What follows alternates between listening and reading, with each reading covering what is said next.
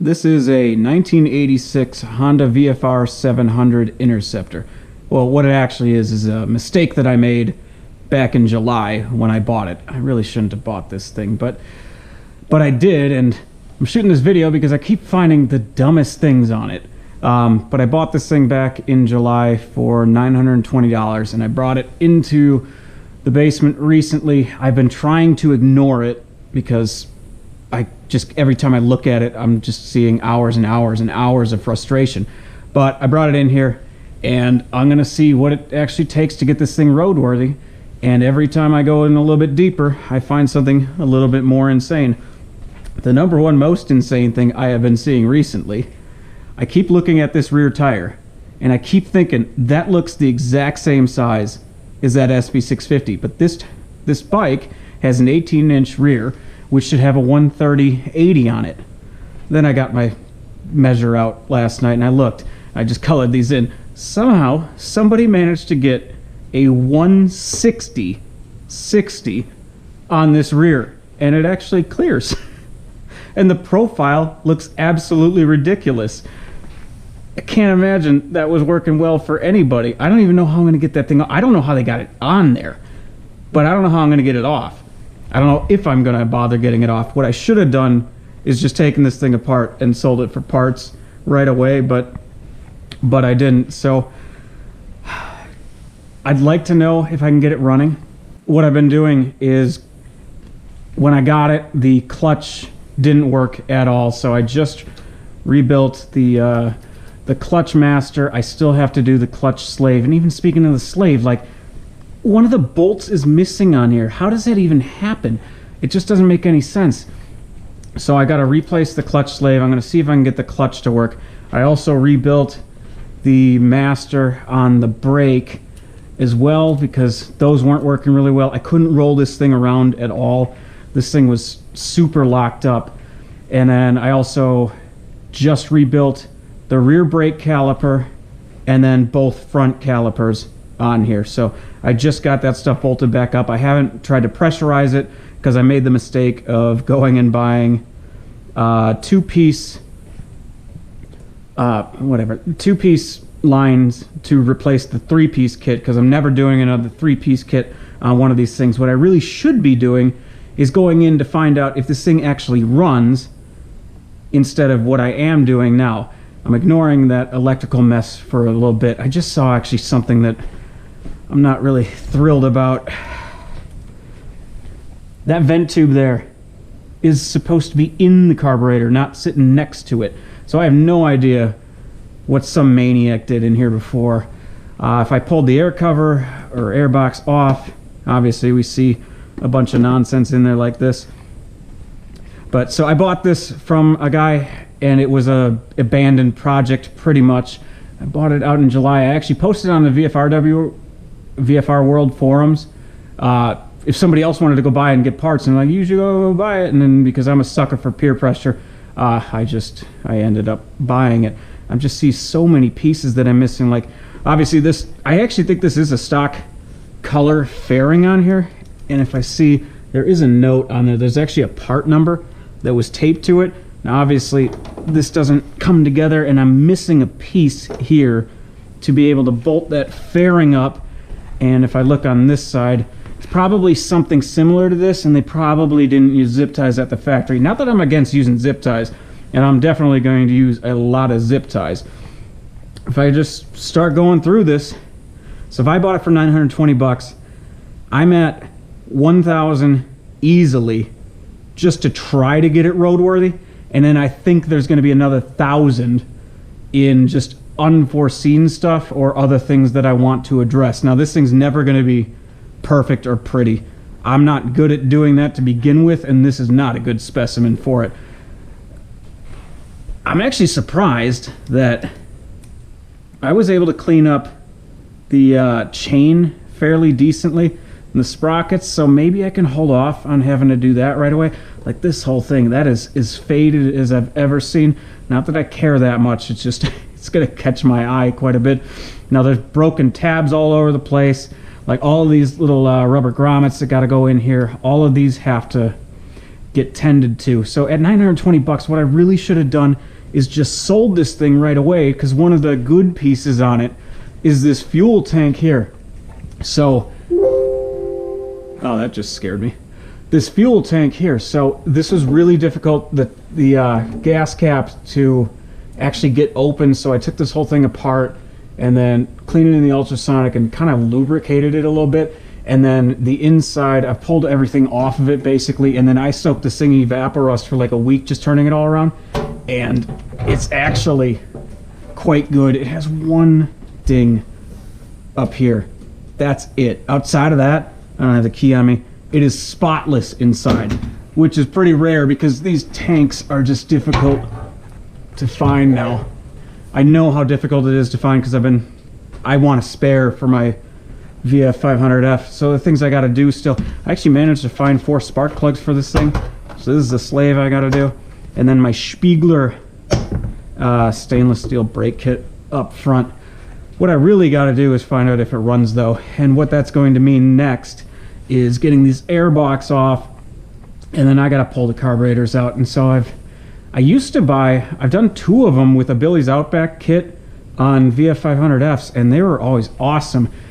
And he doesn't sell the exact same kits, and they don't seem as complete anymore. I sent him an email earlier today just kind of asking about it, and hopefully he can sell me something similar. If not, I see V4 Dreams is another one that we could look at. I don't want to do any aftermarket gambling on this thing, judging from what I'm seeing on that vent line, not even seated in there correctly. Somebody has been in this carburetor and somebody has destroyed it. Like I can see this is a Motion Pro fuel line right here. This didn't come stock, so something's happened there. I don't know where this rectifier is supposed to be sitting, but I do know that it says that it is from a 88 Honda 600 CBR. I don't know where this is supposed to be sitting. I don't know where anything's supposed to be sitting. One thing that's kind of cool, I was looking at the shifter linkage. Instead of the whole fancy contraptions and everything, no, we just bolt right here and then you shift up and down. You know what? I like that. I don't know what that is about. I'm guessing that if I got to take this engine out ever, that's going to become an issue. Speaking of engines, one thing this did come with, which kind of sweetened the deal, or just made it even worse because I got to deal with it. It did come with another engine. So if I have to start pulling stuff, I do have a spare engine to go to. Just look at how ridiculous this thing looks. So yeah, every piece of fairing is broken on this thing. I'm not looking forward to doing all of that. I did have some records that said this rear disc was replaced in 2014. Now obviously it doesn't look like it. They must have replaced it with the thickest brake pads ever known to man. Those are thicker than the pads that are on the Ford Focus that I drive for work, which is really interesting. And the other thing, there's actually paperwork that in 2014 the fork seals were replaced. And I bounced this thing around quite a bit, especially like on the drive back, and I don't see any indication of the forks leaking yet. So I'll probably have to do it at some point, but it's one of those things I could put off for a little bit, which is good because normally every bike right away I got to deal with the forks. I was curious about this to see if I'm going to be doing steering bearings right away, and it does rotate really nicely, so maybe I don't have to. These bags are over here just because I don't want to leak brake fluid on anything. Like, I got the kickstand off right now, so I can't really move it and leave it anywhere else. So yeah, I've never had a gear driven cams bike before, and I've never had a VFR before.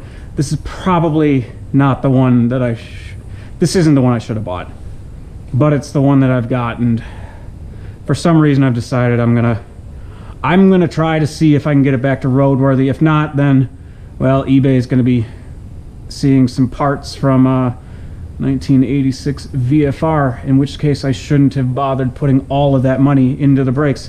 Speaking of money, like, I'm putting my list together So like all this, I just put EBC new pads in.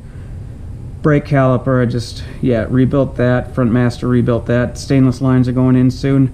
Rear brake, rebuilt that. Alright, so the clutch, master and slave, like every VF I've ever seen has a clutch slave that's gone, and then this thing was one gigantic thing of mud. So like when I got this didn't work at all, and there's just goop all over the place, so somehow this had failed. So hopefully that rebuild will work.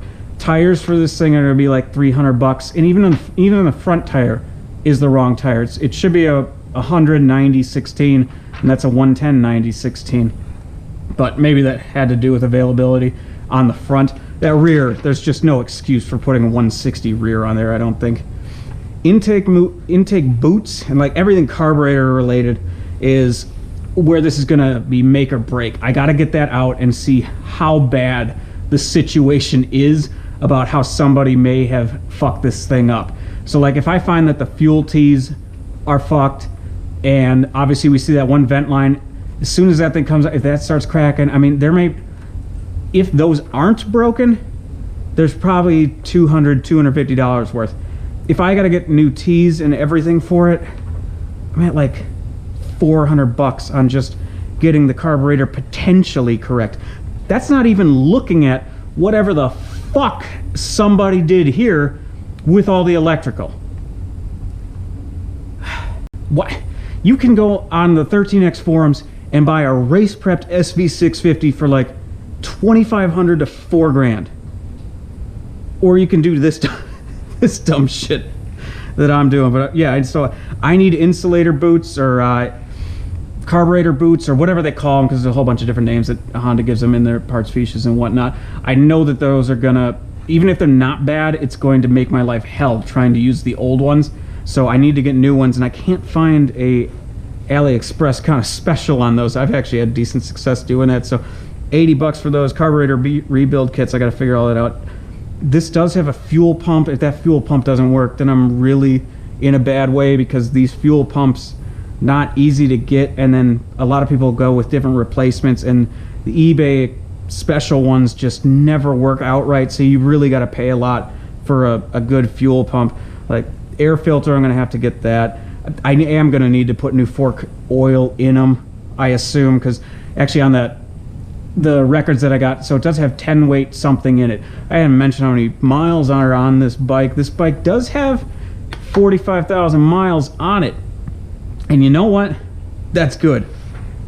That means it was ridden. That means somebody enjoyed this thing. Hopefully not most of them on that rear tire, that 160, because that's just insane, because the profile on it is nuts. But these bikes are legendary. This bike was why I wanted this bike. I'd like a 750, but Ronald Reagan said we couldn't have those, so we got a 700.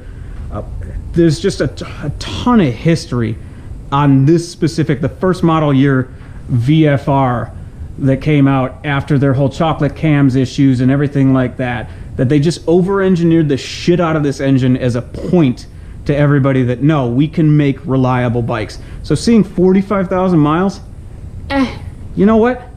Cool. If I get the cover off and we find that the cams are okay and we find out that the engine is okay on this, 45,000 miles isn't that big a deal. Not on here. I think there was one bike that made it 440,000 miles. One of these VFRs made it like 440,000 miles. And then what did they do? They swapped in another engine, and he made it like another 400,000 miles on the same frame. So it was like one frame that almost made it 1,000,000 miles, which is just bananas. I don't like looking at that track. I hate all that Honda anti-dive, but you know what? It exists. So anyway, this is my peer pressure Honda VFR700, and maybe someday I will actually get it running. I don't even know what I'm going to do with it. I don't have a beater bike anymore, so this would be the beater bike. I have a good feeling that it's just not going to have the side fairings on it. I really want to hear that whine, that gear cam whine, and I want to give it a rip. I think it would be really fun. This bike is way bigger than this VF700F. moving it around and whatnot, you can just feel how much heavier that the 700, 750 is compared to this. Now, I like lighter bikes. I have a feeling there's no way that this 700 is going to compare to this thing for me, but maybe it will. I don't own a bike that's over 100 horsepower either, and theoretically, if this could get running, this would be over 100 horsepower, so I don't know. I'll keep dicking around on this thing for a while, and maybe it'll run someday. Maybe it won't. Maybe it'll end up, some of these parts will end up on your eBay shopping list. So, if you watch this far, thanks for watching. I forgot about this. There's a gremlin bell sitting right up there. Aren't gremlin bells supposed to be something that is like on the lowest part of the bike to keep you from having to deal with road gremlins? How much time has this bike spent upside down?